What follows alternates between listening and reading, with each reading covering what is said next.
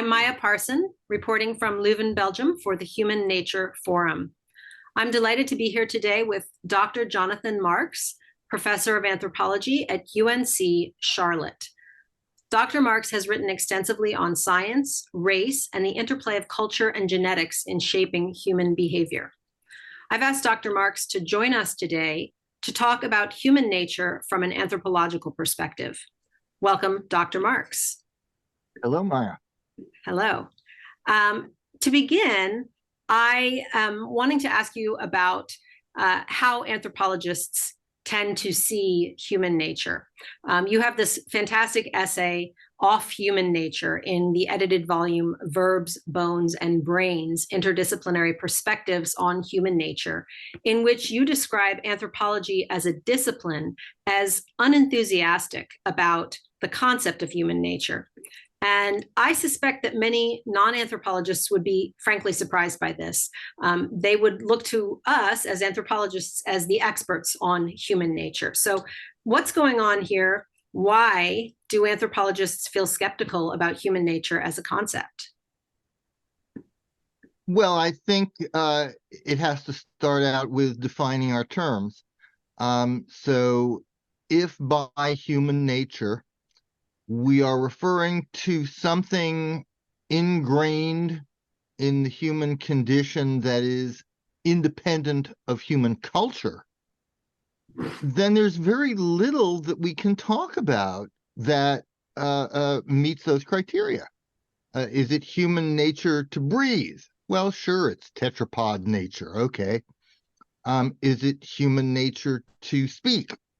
Sure, it's human nature to speak.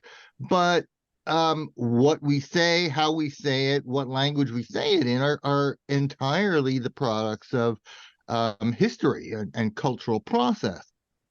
So to say that it's human nature to speak, let's say, is a reasonable statement as far as I'm concerned. It's certainly not chimpanzee nature.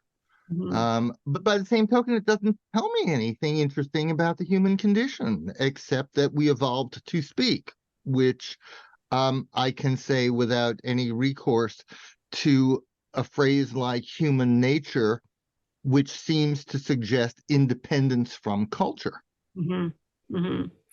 So, continue, please.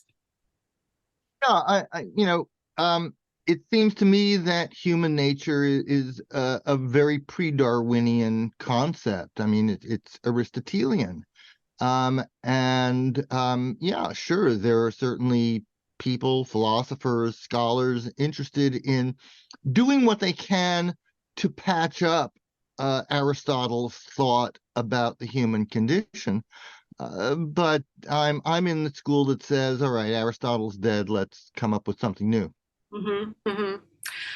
In your essay, you frame this this argument in terms, at least initially, in terms of the emergence of anthropology as a discipline and debates that have gone on historically in the discipline that have gotten us to this point where we are now with human nature. And I'm wondering if you could say a little bit about that and why your idea of humans as being biocultural apes is something that resonates for anthropologists at this moment in time. Well, let me start out by saying that we are ex-apes. Our ancestors were apes, but again, start out with a definition. By ape, I mean an animal that's hairy, has long arms, long canine teeth, sleeps in the trees, and flings its poo. And by that definition of ape, which is the traditional definition of ape as a contrast term against humans, it's an anatomical, ecological category, not a phylogenetic category. And in the last few years, there's been an attempt to redefine the word ape from a contrast anatomical term with human to be a phylogenetic term referring to all living apes and everything descended from their ancestors, which in turn would include humans. And what that does is it simply redefines the word ape to include us into it, which is not exactly a profound discovery. It's just a lexical sleight of hand. So I would say that we are biocultural ex-apes, in that our ancestors were apes, and that's uncontroversial. Whether we are apes just depends upon what you mean by ape. By biocultural, what I mean is that there's hardly anything that we can think of that humans do that is biological without being cultural, that is sort of natural without being a product of human historical processes. Mm-hmm. And that seems to be what's most interesting about human existence, is how different we are from one another, and how that's driven by cultural processes, not microevolutionary biological ones. Mm-hmm. So whatever we have that is biological and makes us human can't really be isolated and talked about as if it's something distinct within the human condition. And I think that's why anthropologists just don't play around with it, because empirically it just isn't there. Mm-hmm. Mm-hmm. So I guess one question that then comes to mind for me when we talk about human nature is how we might go about looking at the concept anthropologically, and by that I mean uh, in a way that we're asking as anthropologists, what do people mean when they talk about human nature and why? And I feel like that is part of your project, and I wonder if you could say a little bit more about that. Well, again, if you want to tell me that by human nature we want to isolate aspects of human existence that are somehow unaffected by human culture, Mm-hmm. I would say, okay, what? What are we talking about here? And if you can't come up with anything, then why are we talking about human nature? If you want to talk about human nature culture, you're just talking about human diversity. You're talking about anthropology. So I don't really see what the value of talking about human nature that is separate from culture would really be for the study of the human condition. The Mm-hmm. human condition is biocultural. Mm-hmm. and and in your work you have pointed out how this tendency to want to separate the culture from the biological has actually resulted in certain forms of political distinctions, social distinctions that have in fact been very harmful historically, and of course ongoing into the present day. So specifically in the instance of race, I'm wondering if you want to say a little bit about that. Well, again, we start by defining our terms.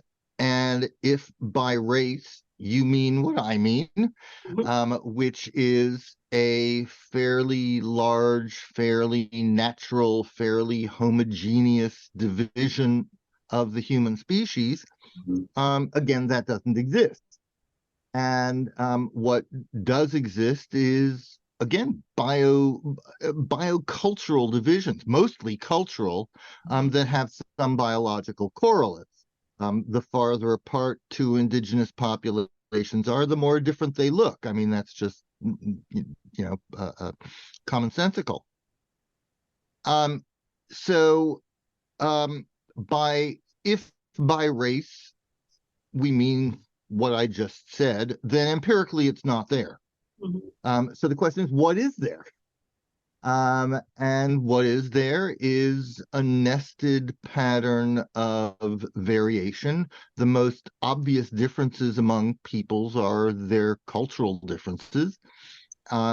If you, for some reason, perversely want to ignore their cultural differences and just study biological differences, what you find is that the major pattern are sort of developmental biocultural differences, because we grow up in concert with the surroundings. And that's something that Franz Boas showed with heads and bodies in 1910. If you wanted to ignore culture and bodies, just focus on the gene pool. What you would find is that most of the diversity is polymorphic. There's all variations everywhere for the most part. That's up to about 85, 90%. If you want to ignore the cultural, the developmental, and most of the genetic variation, what you would find is that people vary from place to place gradually. We call that clinal variation. If you ignore all four of those patterns, and look for what's left, we find local variation. And by local, I don't mean necessarily small, but I mean, we could be referring to Scandinavia, we could be referring to the Pennsylvania Amish, we could be referring to the malarial belt across Asia and Africa, but none of those represents race in any familiar sense of that term. So what we do now is talk about human diversity in a non-taxonomic format, and we can talk about differences between people here and there, but again, not in a formal taxonomic way that race was supposed to represent. Mm-hmm, mm-hmm. So when you are talking about these ideas with students, can you say a little bit about how they are received, and I'm interested in the possible tensions and disjunctures between this knowledge, this research, this wisdom, and common notions. And again, this maybe mirrors a bit the difference between how we think about human nature as anthropologists and how people talk about human nature in day-to-day life. Again, if you go back to, let's say, the very first post-Darwinian generation, by the 1860s, you had people questioning why, or scholars, biologists questioning why are there savages? If, after all, people and life is evolving, what does the existence of savages imply? And the first answer to that was given by the German Darwinian, Ernst Haeckel. And Haeckel argued, and by the way, his work was far more widely read than Darwin. So a lot of what people took for Darwinism, especially in Europe, was actually Haeckel. And Haeckel argued that there were 12 species of living people divided into 36 races of living people. In other words, any differences between, shall we say, civilized and primitive peoples was zoological. It was natural. It was biological. And of course, there is a political argument there in the context of colonialism, which is if other peoples are fundamentally different from us, then is enslaving them, is oppressing them, is exploiting them really a crime? I mean, it's like domesticating the horse, isn't it? Or domesticating the dog, but just at a slightly different level. A lot of British scholars were uncomfortable with Haeckel's completely zoological approach to human diversity. And quite literally the following year, Alfred Russel Wallace, the Darwinian, good friend of Darwin's, decides that zoological differences are not what make the civilized person different from the primitive primitive person. Mm-hmm. Sorry? The savage. The savage, yeah. Rather, what Wallace argued is that savages have brains that are equal to the civilized person's brain, which is a major concession for that age. However, natural selection cannot make an organ that isn't used. Mm. And since the savage doesn't use their brain the same way that civilized people, or to the same extent that civilized people use their brains, it follows that the brain could not have been produced by natural selection Mm. because savages have this organ that they don't use. And by that token, argues Wallace, human existence must be the result of divine intervention. And that was not a terribly satisfactory response. Charles Darwin writes him, I hope you have not murdered too completely your own and my child. And literally the year after that, Edward Tyler writes Primitive Culture. And that's really the first sort of textbook of anthropology, and it's paradigmatic. That's the book that says, no, the difference between groups of people isn't natural and it's not supernatural. The difference between groups of people is cultural. And he literally, scientifically invents the idea of culture in that book in 1872. So we've only really been thinking about cultural differences for 150 years.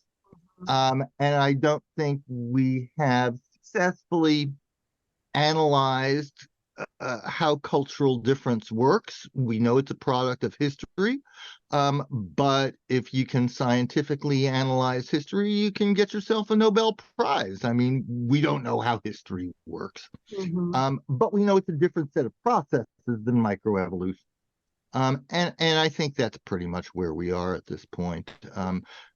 Edward Tyler is more or less the paradigmatic inventor of our field, which seems to be in a better direction than what Alfred Russel Wallace was going, or Ernst Haeckel was going.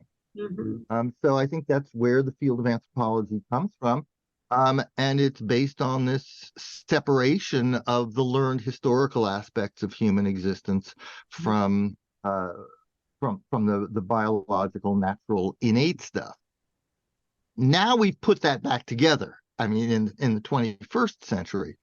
But the bottom line is that the distinction is crucial, because seeing natural differences as the primary differences between groups of people constructs an argument for their fundamental difference zoologically from their oppressors, which obviously is a rationalization for all kinds of maltreatment. And it was in the 1860s and 70s, and it is today, dehumanizing people.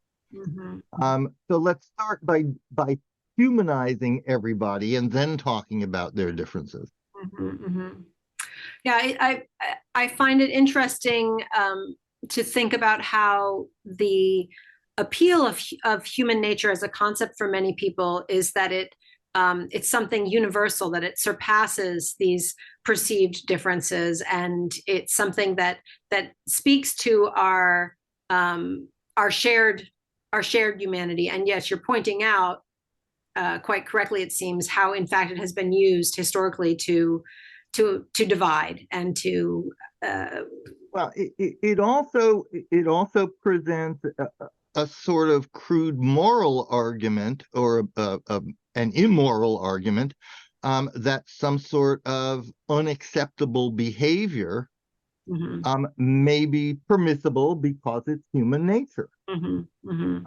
And I think that's a bad place for biology to be. I think that's a place where local moral rules and legal rules need to be enforced, and those are independent of biology. Okay. All right. Well, we are just about out of time, but I want to thank you so much for speaking with me today. It has been a pleasure. And I also wanted to just put in a plug for your forthcoming book, Understanding Human Diversity, coming out from Cambridge in 2024. I am looking forward to getting a copy. And thank you so much, Jonathan Marks. Take care. Pleasure.